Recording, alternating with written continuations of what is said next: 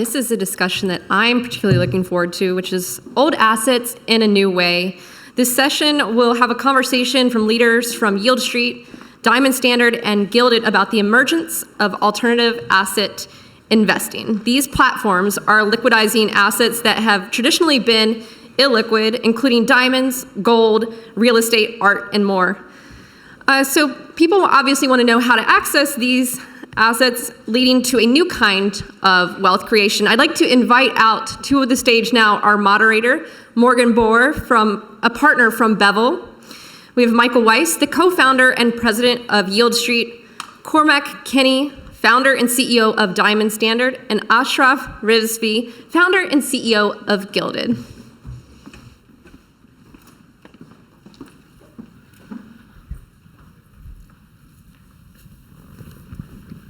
Wonderful. Thank you, Julia. So as she mentioned, I'm so excited to introduce three of our experts today in alternative assets. We have Michael Weisz, who's the founder and president of Yieldstreet, the only multi-asset alternative investment platform for retail investors. We also have Ashraf Rizvi, the founder and CEO of Gilded, a fintech firm that makes gold functional by making it digital, mobile, and usable. Finally, Cormac Kinney, the founder and CEO of Diamond Standard, the world's only regulator-approved diamond commodity. So speaking of this topic, old assets in a new way, I'd love to kick off by talking about alternatives going mainstream. As we know, there's been a lot of media attention on this topic lately. One of the biggest challenge points is creating more liquidity. Let's talk about how companies like yours are moving in the direction of creating more liquidity for investors. Want me to go? Michael, go ahead. All right. So, hi everybody. Yieldstreet was really founded to bring private market investments into the hands of millions of people who have never had access to it. And so, when an investor goes to Yieldstreet, they have the opportunity to invest in a host of diversified asset classes. So think about private equity, private credit, real estate, legal finance, consumer and commercial loans, art investments, and others. And what we were able to do is leverage data and technology to be able to fractionalize ownership of these types of investments and make them available more broadly to folks around the country and hopefully around the world. Great. So the objective of Gilded is to really make gold functional. Of course, most everybody is very familiar with gold, not only as a store of value, but often as jewelry. But the challenge is that most of the products that are offered are typically securities or grantor trusts. So we want to make it possible for you to own the real physical asset. And I was going to bring the real asset today, but as I was getting ready this morning, I forgot that the clocks moved 1 hour. And so I had to scramble to get out of the house. So I wasn't able to bring the gold bar with me, but it did travel with me on my phone. And so I have it right here. And if you want, you can come down and I'll show you some point of the fact that we can actually take that gold bar, the certificate of authenticity, bring it onto your mobile device or any other platform, and make that asset totally functional. So, and by that I mean it's digital, it's mobile, it's usable, so it can function just like cash, but it becomes your title, your property, just like your house, like your car. And so that can be very powerful in that you can use it as part of your asset allocation. It can help you in things like inflation, which of course has become very topical these days. So that's what we're really about, is making that asset truly functional. So diamonds are an interesting alternative asset because everyone knows diamonds. They've been around since, pirates used to plunder to try to get the diamonds, but they've never been accessible to institutional investors because every diamond's different and there's no price transparency, no exchange, no liquidity. But it turns out they're a $1.5 trillion natural resource, and that's the above ground value. And what we've focused on and what we've achieved is using all this new technology, mainly computer science, to do automated market making, statistical sampling, and optimization. We've discovered a way to create, for the first time, a fungible diamond asset. I got up early, so I brought mine. But this is a diamond standard coin. This coin is the same as every other diamond standard coin, and it's been approved as the good for delivery asset on exchanges like the CME, where you can have a futures contract based on diamonds for the first time. And now we're launching ETFs. Why this is important now is that we're seeing a rush to commodities. As you have deglobalization, as you have a challenge to the dollar as a global reserve currency, and all the other risks, a lot of more investors are trying to build commodity positions. And diamonds are a very large commodity available for the first time. And when we talk about accessibility, it's hard to talk about that without also discussing wealth creation. I'm sure we've seen the latest reports show that inflation is up nearly 8%. We haven't seen this type of rise since 1982. But one could argue that alternatives are a way to offset this rise in inflation and create wealth. So let's talk about the ways that you're helping people generate wealth and better than average returns. I'm happy to kick that off. So, that's pretty much the thesis behind why we started Yieldstreet. So if you think about the world of private markets, right? For the most part, institutional investors have moved a tremendous amount of portfolio allocation into private markets, into real assets, and retail investors, family offices, high net worth individuals have been lagging there. And when you think about more broadly what's happening over the next sort of 10 to 15 years, you have $70 trillion of money moving from the baby boomer generation to the next generation, and they're really looking at how they could be more involved with their investments and how they could be more active in their portfolio. The mayor said something in his remarks earlier this morning where he said that the greatest equalizer was education. And at Yieldstreet we would agree, but we would add that access to investments is the other. So we need to help more people make more money.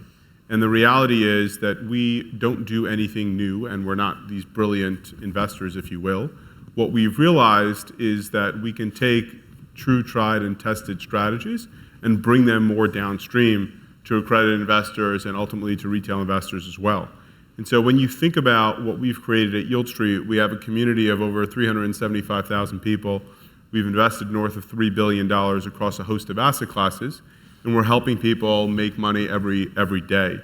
And when you put that into perspective, the impact that is going to have on future generations and bringing people closer towards financial independence, to us, that's really what we're proud of, and that's how we make a difference.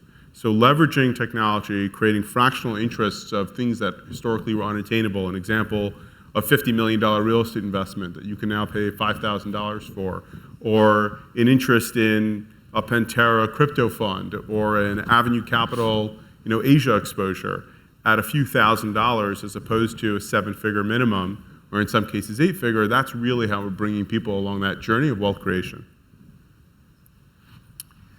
So I'll touch on a few points. First, we'll start with the inflation point that you made. So, of course, for most of us, unless, and I don't think there's anybody here that's old enough to actually remember inflation in the 1980s or late 70s and 80s. So it's a whole new experience. And it's a huge problem because with what's going on in the world, we've got 0% interest rates, and Nassim touched on it. And of course, it's the famous line by Ray Dalio, cash is trash. There's over $100 trillion of cash that investors all over the world have, and it's devaluing on a daily basis. Right? Inflation is eating away at it. You had $100 in your bank account beginning of last year. It purchases $93 worth of goods today. That's the reality of it. And for most investors, they have somewhere between 15 and 25% of their assets in cash. So the rest is in stocks, bonds. Of course, bonds have a problem as well. There's almost no return in bonds. There's over $10 trillion worth of bonds that have negative returns. So the problem is what to do all this cash and not let it devalue. And so you need something that helps you in cases of inflation, which is, of course, what hard commodities are great at doing. Gold has been a tremendous asset in terms of protecting against inflation, and not only doing that, but also getting a positive return. And we're seeing it right now, right? Stocks and bonds are suffering as we see it right now with what's going on in the last few weeks and months. Gold is up 10%. But meanwhile, stocks, and particularly fintech stocks, are down quite a lot, 10 to 20%. So That's nice, but how can we make it functional? And the key to functionality is making it possible that we can hold that gold for you, not be an IOU like a bank account, be able to store it safely, and be able to use it just like cash where you can buy it and hold it, but also monetize it anytime you want. So in other words, turn it into cash without having a tax event. And so that's really what Gild's able to do, is help that. And that's how we can help investors, is that cash, which is not earning you anything and in fact costing you something, can be turned into a profitable asset. Well, diamonds are an interesting use case compared to other assets because it's very widespread and very large. And if you look at every other precious metal, investors own at least 15% of the global supply. And investors own about 1% of diamonds. So we see an accumulation phase that will drive prices up tremendously over maybe 7 to 10 years. And lately, diamonds from Russia have been completely outlawed in the United States. And that's 30% of the supply. So that will also impact demand. But more than wealth creation, what I find very exciting about Diamond Standard is when you think about where those diamonds are in the world, 85% of all diamonds that exist are owned by consumers. And the vast majority of consumers never bother to sell their diamonds, which they might with gold, because they always get ripped off. And they get quoted 20 cents on the dollar.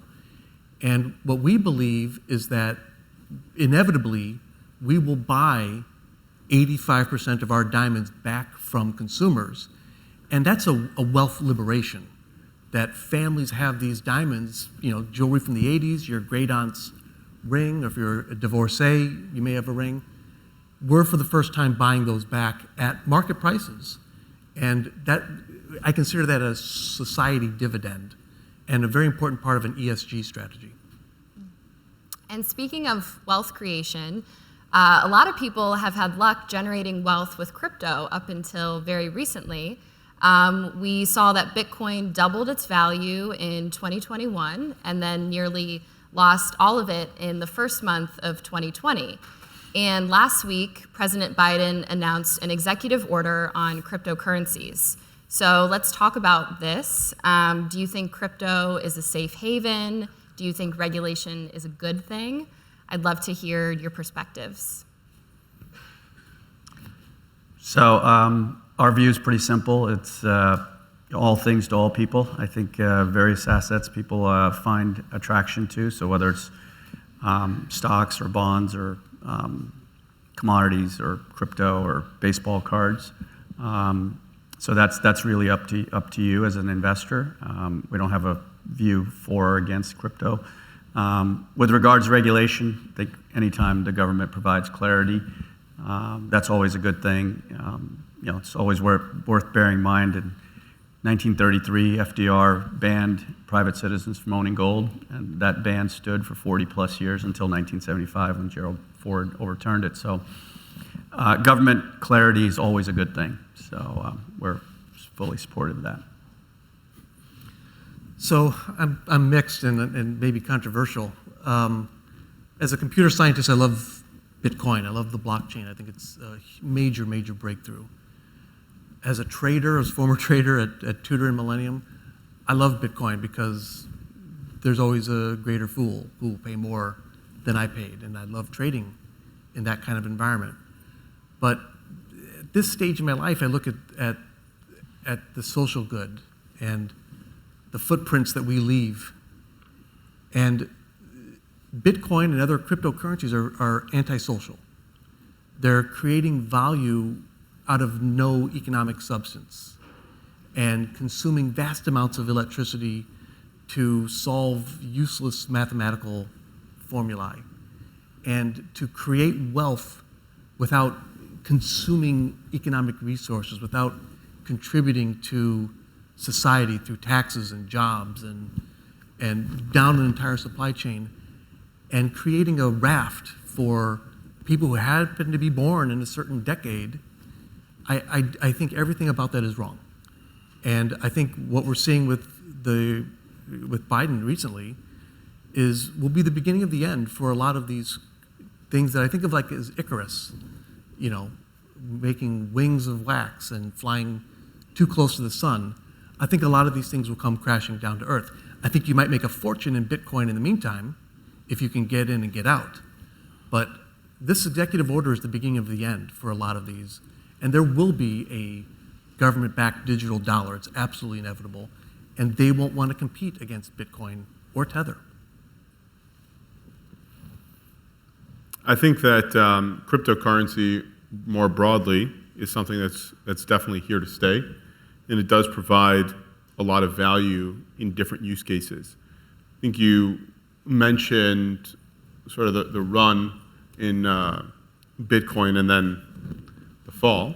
I think that makes sense, right? Where there's lack of clarity and there is relatively little adoption and you're early, you're going to see a tremendous amount of volatility, and that's not just for Bitcoin or crypto, it's for anything of the sort. I think what we're going to find out through this regulation is how do governments think about cryptocurrencies? How do governments think about who can own them, who can trade them, how they're tradable? Much like any other security, there is always going to be a point in time where the government feels that it is the right time for them to come in and try and provide investor protections. I think that's questionable for some of the folks sitting here today. But like my colleagues here stated, I do believe that we're going to get a lot of clarity out of that, and I would expect to see a significant rise over time in value once that clarity sets in. I think that ultimately where we're seeing the use of crypto outside of Bitcoin and Ether, which hover between stores of value and functional use cases, is really where different tokens and different technologies on the blockchain tend to merge to provide liquidity solutions and other solutions that haven't existed yet before, whether that's in the mortgage business or in a host of other businesses. So I do feel that the technology has paved the way for a lot of value creation, but it is still a bit uncertain outside of, my opinion at least, of Bitcoin and Ether, of how things shake out from a valuation perspective. And I would say that I'm not an expert in altcoins. All that being said, our opinion at Yieldstreet is that there's been enough value creation in the space more broadly that you should not ignore it. And there should be a place in your portfolio for an allocation, whether that's 1% or 2%, that's up to you, or even less. But we want to be able to be a platform that provides access to best-in-class investments and managers across the spectrum. So my feeling was trying to get up to speed and get really educated on where the value creation is going to be was a futile exercise, and I found myself running down a pretty dark rabbit hole very quickly. And so the better path for us was to identify best-in-class managers that we could do that with. So you think about somebody like a Pantera who's got $5 to $6 billion under management, or Blockchain Capital, or a host of others. And what you've seen come out of Yieldstreet, and will continue to in the next couple of quarters, are a select group of managers that have a substantial amount of capital under management, who have been successful, who are pretty big players in their own right even prior to crypto and blockchain and sort of new emerging technology orientation. And we're making those available fractionally to investors. So those of us who want to have some sort of allocation towards emerging technologies and crypto are able to do it hopefully in the most sensible manner. And Michael, you mentioned the blockchain. I think we know that the blockchain is something that can really give a boost to alternatives. Cormac, let's start with you. How do you use the blockchain on Diamond Standard? Well, this is kind of what's interesting about this panel. It's making old assets new. And a diamond commodity really wasn't possible before the blockchain. Because in our coin, for example, you have a variety of diamonds. And I may give this to you, and I don't want you to trust me about what's in here, and that this coin is equivalent to every other. So in our case, we leverage the blockchain to make everything that we do public and permanent, so that anyone now or in the future can know all of the information about any one of these assets, or look up any other one. And once we had stored that information on the blockchain, the next step was natural and extremely powerful, which is while this asset sits in a Brinks or a JP Morgan vault, Michael and I can trade the token. And whoever owns that token owns this asset. And we went to great lengths to get regulatory approval so that that is regulator-approved settlement. But now that we have this token being the transaction layer, in the same day, this commodity might go from spot trading to settling a futures contract to creating shares in an ETF, all very efficiently, costing 50 cents at each transition. So that's a very powerful network effect using the blockchain, none of which was possible 5 years ago. So we have some similarities to what Cormac is doing. I would say the main difference, so we are leveraging blockchain, of course, to provide that trust of ownership of that particular gold bar. The big innovation for us is there are a few innovations actually. So one is we can get down to the individual bar where it becomes your title, your property. So not only provide you the picture of the bar, the certificate of authenticity, tell you exactly which vault it's in. It's in Brinks, New York, Zurich, London, et cetera. And that is the exact item that you own, and if you choose to have delivery of it, that's the one that's going to arrive, which is very different than, for example, an ETF where it's pooled and you don't know what you have. It's part of the broader financial system. Also, we're leveraging something that's very specific to commodities common law, which is bailment, which is sort of like when you check your luggage at the airport, they give you that luggage back when you arrive at the final destination. When you valet your car, they give you the car back. Same thing. We're holding the gold for you. It belongs to you. It's your title, your property, so it's not an IOU like cash that you might have at a bank. So, and all of that is tied to the blockchain so that you can independently see, or the administrator or any other independent authority can see that it's your title, your property without storing your PII. So that's by leveraging that, it becomes your trustable asset. And then also last piece is by leveraging blockchain, we can now move into a world where everything is instantaneous.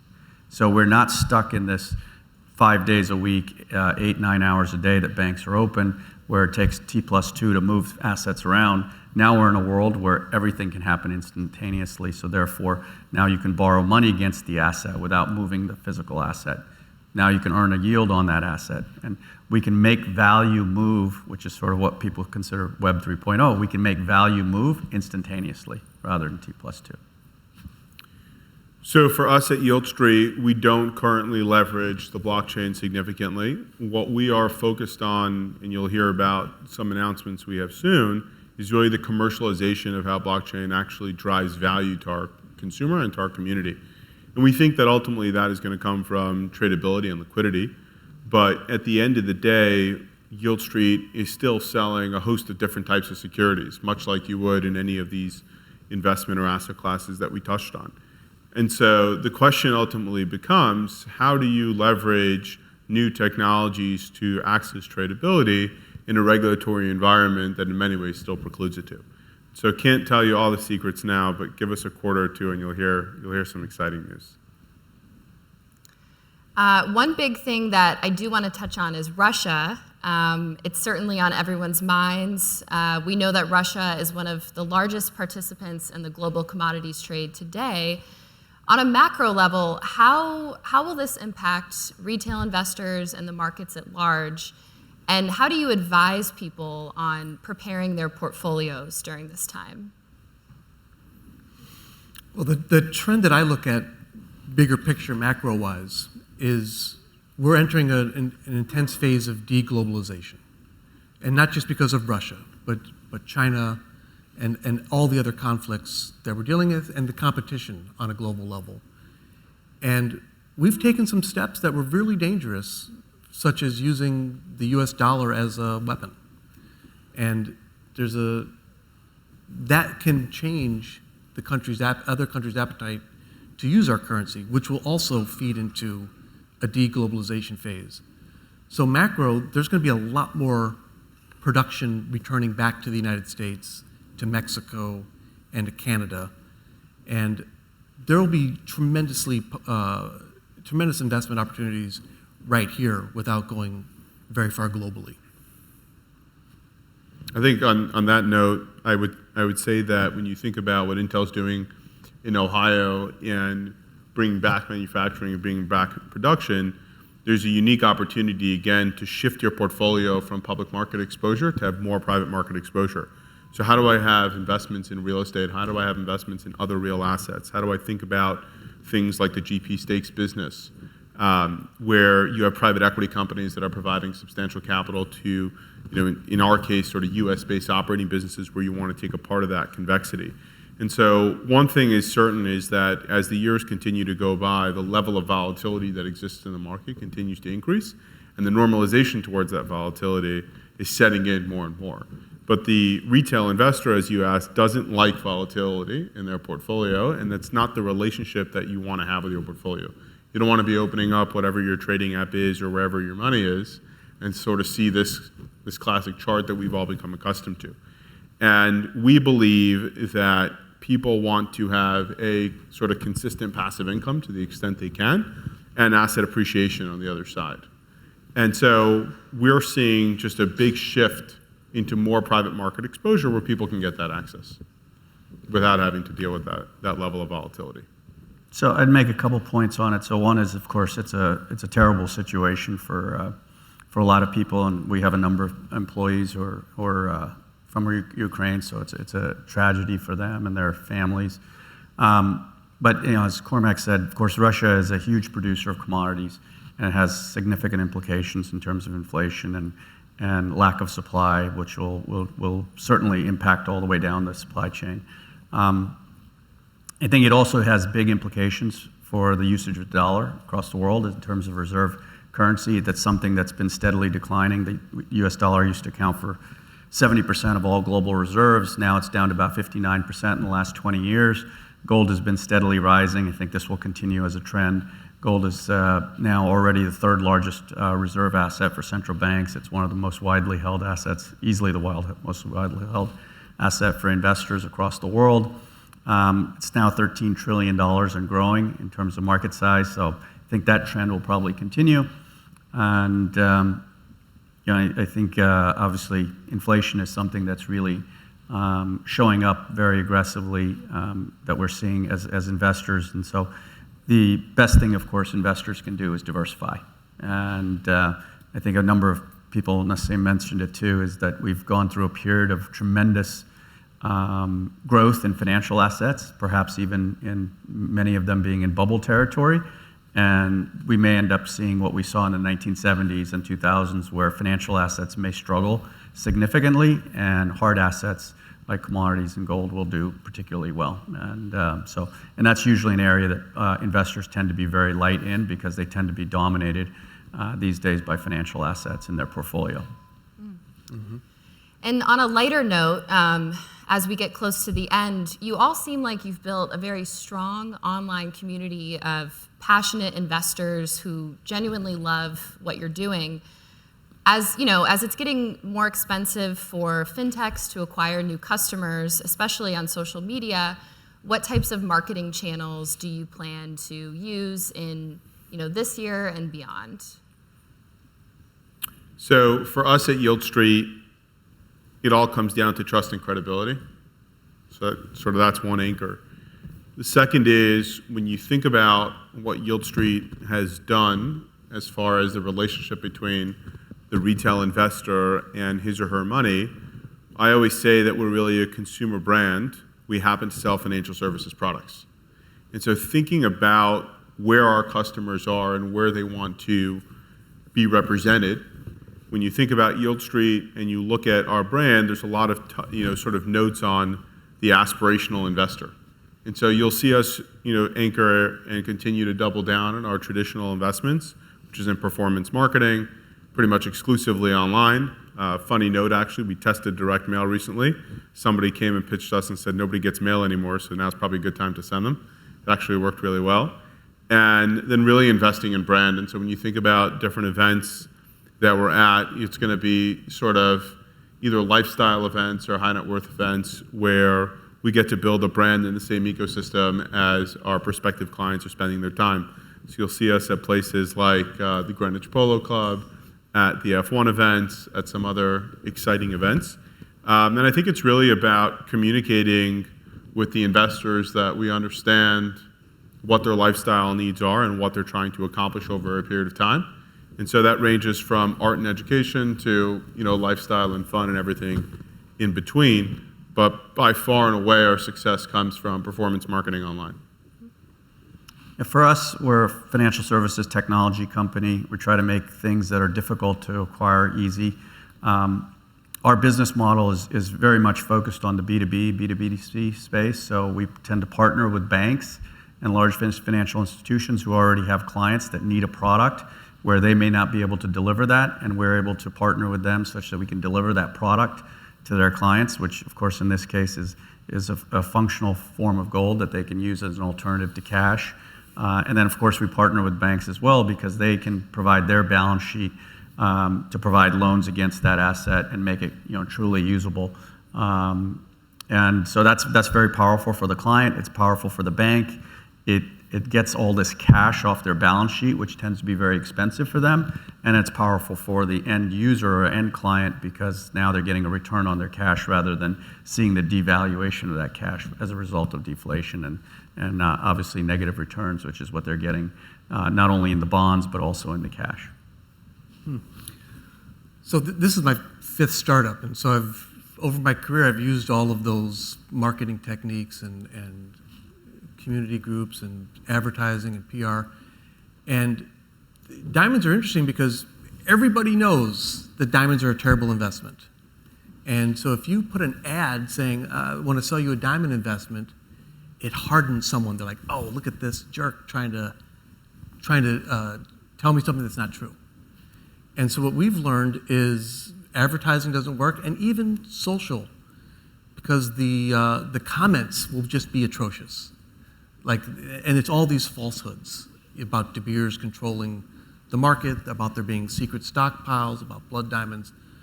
So we've actually retracted from all of that, and we only focus on talking to analysts and showing them returns and correlations, and they're willing to actually dig in. And through that, like you, we also now have a lot of the Wall Street channels of distribution. And over time, we only are interested in education, and we become a primary dealer, similar to the way the treasuries are sold through an auction to institutional distributors. And so we're not finding success with consumer marketing strategies. And just to wrap up, if you think about 2027 at the Greenwich Economic Forum, what do you think that we'll be talking about? Where do you think this is all going in the future? And 5 years from now, will we be having the same conversation, or will it be different? I think in 5 years from now, Yieldstreet's going to be a household name for consumers who are looking for alternative investments. I think that private market exposure is going to be upwards of 30%, maybe 40% in a typical consumer's portfolio. I think that you're going to unlock the biggest issue in private market, which I believe is liquidity and model portfolios. And so you're going to help people access private market exposure and make that tradable. So permanent capital at the manager or the asset level and liquidity at the user level. And I think that folks are going to think very differently about their public market exposure and better understand how to keep their money working as hard for them as they do for it. So I would say a couple of things. So one, the mayor mentioned it. I think there's a famous line, technology's eating the world. I think that is true. We'll be talking about that people are leveraging, as all of us here are leveraging technology to make things easier for investors and consumable such that they can get what it is that they want in terms of their portfolio experience. So I think that will continue to flourish. I think the other side is financial assets will struggle, probably similar to what we saw in the 2000s and 1970s, and inflation will be something that is not something that was that we read about in history books, and it'll be something that will be prevalent. and be much higher than most of us anticipate, and that will have significant impact on hard assets and financial assets as well. And so that's something that I think will be very topical in the years to come. And so I think those are the two things: technology and the impact of inflation, something that we haven't really seen really showing up in the next 5-10 years. Yeah, I agree with a lot of that. A lot of alternatives are going to be the source of yield, and we're democratizing that in many ways, making it much more efficient to get into alternatives. And you saw the trend in pensions and endowments at universities over the last 20 years, where they're all into venture capital, and that was the key driver of their returns. You're going to see that now in a lot more diversification strategies from very large funds. I think the blockchain technology will permeate through a lot more of the industry. The cost of many of these things are just preposterous, and that has to evolve and be improved. And honestly, I think we'll be looking back at some things like the value of art NFTs, and we'll all be saying, yeah, obviously that was ridiculous and stupid, that people paid $37 million for a picture and on a computer, that if the computer gets turned off, it's gone. We're all going to be like, oh yeah, I knew that was stupid. And I'm wondering why more people don't say that today, but they'll pile on later. I tend to agree.